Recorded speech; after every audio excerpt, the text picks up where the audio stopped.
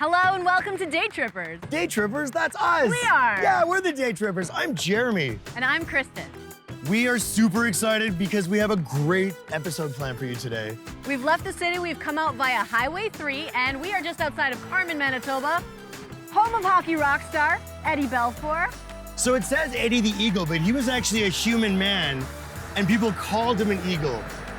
I think because of his helmet. We are on our way to Morden, and we're gonna go check out the Canadian Fossil Discovery Center. It's gonna be so sweet. We're gonna see Bruce the Mosasaur, I think. Yeah. Yeah, it's gonna be great. And then after that, we're gonna eat and learn how to make pizza at Leparq Pizzeria, which is gonna be great. And then we're gonna wrap up the day at Dead Horse Cider in Winkler. I've tasted a few of their offerings. Yep. Lovely. I think that's gonna be a nice way to end the day. I can't wait. Stick around, it's gonna be so much fun.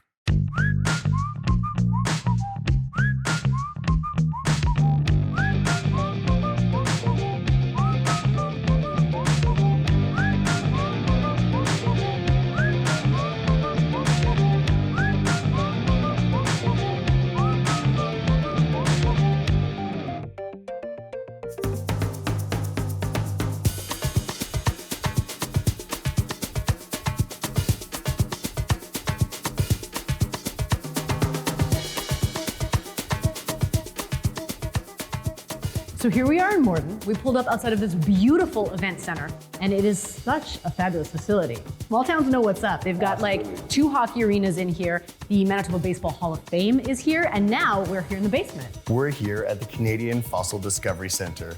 We're gonna meet Caitlin, who's gonna show us around and show us some amazing fossils and other things too.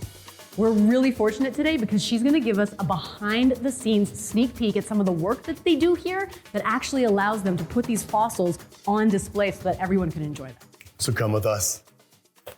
Hi. Hi, I'm Jeremy. Caitlin. I'm Kristen. Hi. Nice to meet you. Welcome to the Canadian Fossil Discovery Center. This is like a childhood dream come true for me. When I was little, and maybe it had to do with like Indiana Jones and the archaeology thing, but I was like, I want a job where I'm like in the dust, dusting off things and discovering things from past worlds. And then you didn't follow your dreams. I know, but so here we sad. are, so I get to live a little piece of Yay! it. And I I'll like take that. Right Where are we on. gonna start? Okay, we're gonna start in Mosasaur Hall back there. Let's do it. Okay, so Caitlin, who is this that we're standing beside? Can you tell us a little bit about this? This is Bruce. He is a mosasaur. His species is Tylosaurus pembinensis. He is 43 feet long, and he was found around Thornhill, which is about 5 minutes from here. That's nuts. Longest one ever discovered, correct? He is the largest mosasaur on display. He has a Guinness Book of World Records. He was a swimmer. Bruce's legs and his feet could never support his massive body weight. I can definitely identify. Like, look at I have that. certain days. This is incredible. I never thought I'd be this close to an ancient marine reptile fossil. I have a question. There look like in the back of in the tonsil area, there's like another set of teeth. That's weird. Can you tell us about that? Yeah, so these are called pterygoid teeth. All kinds of mosasaur have them. They work like this. They grab onto prey and they pull them down into the gut. They have these and they're called quadrates. Those let mosasaur unhinge its jaw, like almost horizontally like a snake. And I don't have those, right? Probably not. No. No, they've got 2 sutures here on the side and then one on the front, and that allows the jaw to get wider. So his mouth can get 5 times bigger than what it would normally be to accommodate much larger prey. That's kind of terrifying because this is already huge. 5 times this size. And so, why did they have that? Like, what did they eat that was so big that they had to open that wide? A mosasaur ate absolutely anything that swam. It attacked fish, it attacked plesiosaur, it even attacked other mosasaur. Wow. Yeah.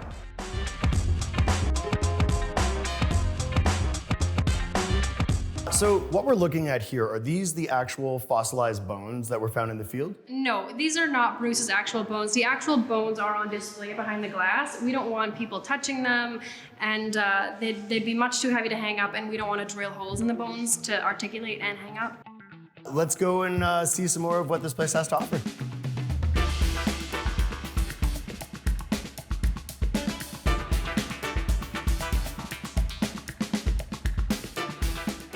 So Caitlin, this is a part of the Fossil Discovery Center that not everybody gets to access. What is this room? This is the collections room. So people that want to go on VIP tours, they get to come back here and have a look at some of the fossils that we don't have on display. This is the real deal stuff here. Yeah, it is. Yeah, these are the real fossils. And so what are we looking at right here? This seems vaguely familiar, like I'm looking at an old friend. Well, you are looking at an old friend. These are two of Bruce's vertebrae. Bruce, good to see you again. Yeah. Those are enormous.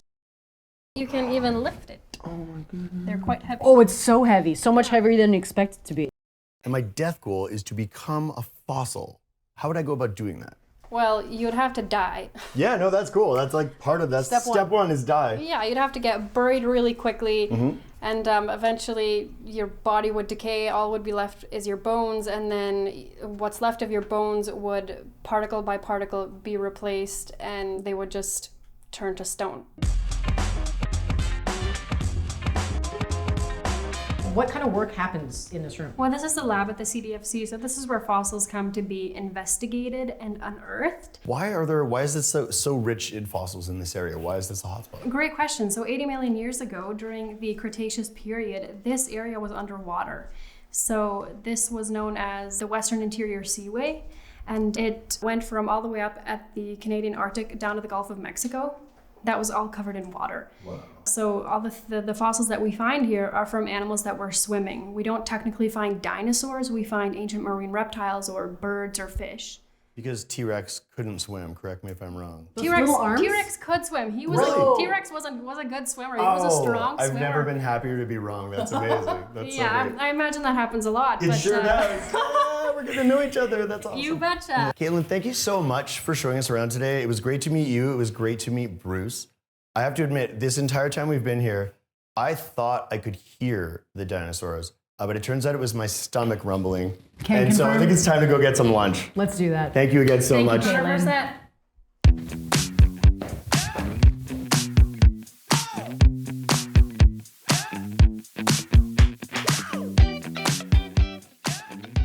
You know, day tripping kind of takes a lot out of you. It really does. I'm Makes exhausted. for long days, but I'm really glad we have a lunch stop up next. Oh, me too, because I'm so hungry. Me too. And luckily we're here at Leparq Pizza in Morden, Manitoba. Any chance you could make me a pizza? Well, we'll see what our friends inside can do about Right that. on. It's time to feed the dinosaur in my belly. Hey, I'm Kristen. Hey, Chris, nice to meet you. Nice to meet you. Chris, thank you so much for having us at Leparq Pizzeria today. Yeah. You're gonna walk me through the steps of making sort of your signature pizza. Yes, absolutely. So we make a sourdough crust pizza. I love sourdough crust. Excellent Okay. start. I'm just gonna get the dough. You're just gonna press into it and maybe just make it a nice round pizza. I will try my Yes. best to make Yeah, it round. Do you I got start it. in the middle and kind of work my way out? Exactly. Or just kind of... Yeah. So this is not your first go at owning a pizza restaurant, This correct? is not my first go. No. Like your whole family has been doing this for like ever, right? Yeah, I grew up in a kitchen in Leparq, Manitoba. My parents owned a Chinese-Canadian food restaurant for 26 years, and they moved down to Morden and owned a restaurant here for 15 That's so years. cool. So it's literally in your blood. Yeah. I could be a pizza maker. You're a pro. And so how big should it be, roughly? That's good. Okay. One hand, Yep. Taco. over, Onto the other hand. boom. Underneath. Okay, and then Perfect. just down. Yep. Oh, that wasn't so bad. Okay, mostly got it. Mostly Yeah. got it. All right. It looks great. You're natural. So we have some spicy condiment called La Bamba. We're gonna use this on the base Okay. spread. All right. Okay. That's perfect. These are big basil leaves. Yeah. Oh, I wish I could grow my basil like this big. And I know like a lot of cooks sometimes like to grow a lot of like herbs and vegetables and stuff like that. Is that something that you do Yeah, ever? absolutely. We save the ends of green onions and Nice. try to grow some herbs. So we do the dill, thyme, go on our mushrooms, Mozzarella? fresh mozz. Fresh mozz? Yep. About a handful or like? Yeah, about a handful. Okay. And you don't have to worry about weighing like how much cheese No. and just kind of like here, there, Everything's everywhere? pretty free form. Yeah, exactly. I think whatever you feel. Oh, I feel like a lot of cheese. Okay, exactly. I'm a cheese freak, so that's why we have so many different cheeses. friends that come over to my house, they're like, why do you have 4 kinds of cheeses in your fridge? And I'm like, why do you not? Exactly. On this pizza, we're gonna do some nice spicy ham. Okay. So I'll give that to you. Look at all this ham.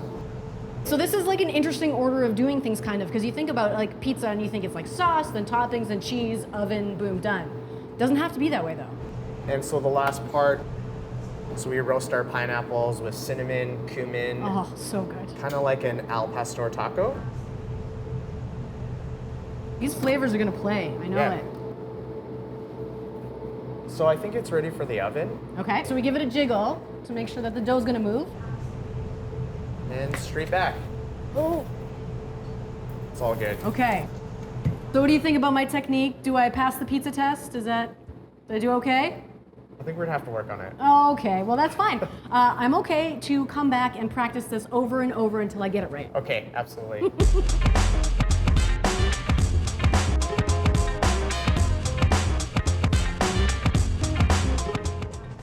I'm a big fan of smelling my food before I eat it. I like to take it in like with all the senses, right? Like it's beautiful looking, but I feel like people don't take the time to really smell your food. And I know that gets your like salivary glands going. I can smell the heat. I can smell the sweet on the pineapple, that little bit of like burniness that's gonna make it so crispy and crunchy. It smells amazing.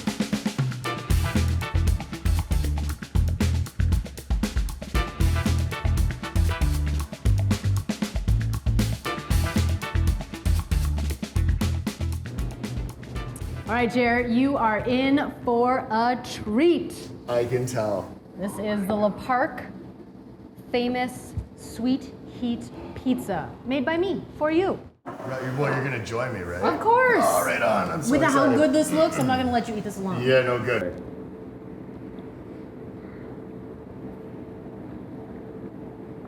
A little bit hot. If by hot you mean the most delicious thing I've ever eaten, then yes. Wow, that's so good. You nailed it. Thank you. So good.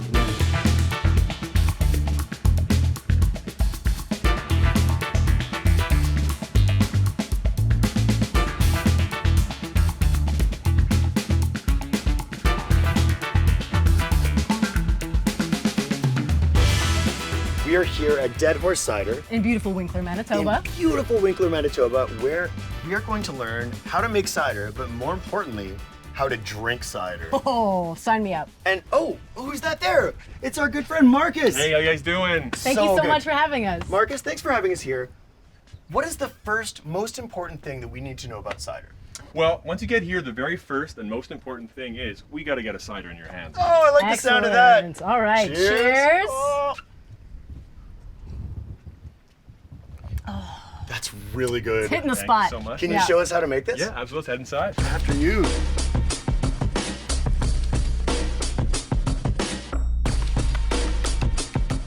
Everything comes in here as an apple and leaves in the glass. So we started as just apple juice, and our kind of mantra was to try and get as many local Manitoba apples as we could, because we figured, there's a lot of apples in this area that are going to waste. And we got way more than we thought we would. So, not on purpose, these apples, we would press them and they were starting to ferment in our cooler and stuff like that. And we thought, well, you know what? Why don't we just do this on purpose? So most of the apples that we do get are sourced from people's backyards from across Manitoba. Oh, very cool. Yeah. You can really taste the Manitoba. Yeah. Yeah, that's great. If someone had, like I know my mother-in-law has an apple tree in her backyard, it is huge, and so many just end up on the ground and she doesn't know what to do with them. Is there a way for someone like that to bring you apples if they had surplus kind of thing, or? Yes, there is. So we accept any and all apples basically, as long as they are not like covered in dirt or moldy and stuff like that. I would love if we could see sort of the process of making these. Can we go and check out the actual creation of the cider process in the behind the vats? I think we probably could do that. Right on, let's do it. Let's do it. So this here is the canning line. We are here and we're gonna can some cider. Okay, so at this point, the cider would already be made. Now, we can't show that because of proprietary secrets. Wink. But the cider is made and it's ready to be canned. How does it get from you guys into my hand as a finished product? Yes, so the cans start on the can rinser. And they first of all get rinsed, and then they go into the canning machine where the cans are lifted, filled under pressure, and then the cans go around the canning line and they get their lid put on. It's seamed on to seal it, and then they get labeled at the end. And from the labeler, after the labeler, I could grab them right there and crack it and give it to you right there. Fabulous.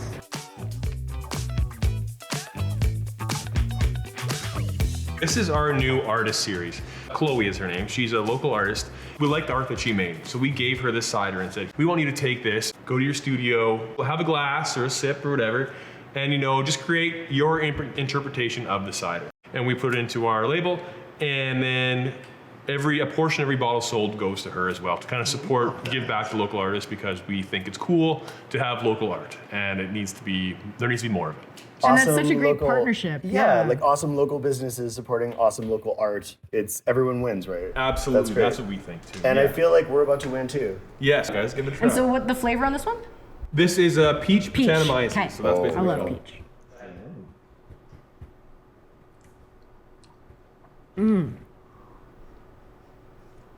Oh, that's awesome. It's really good.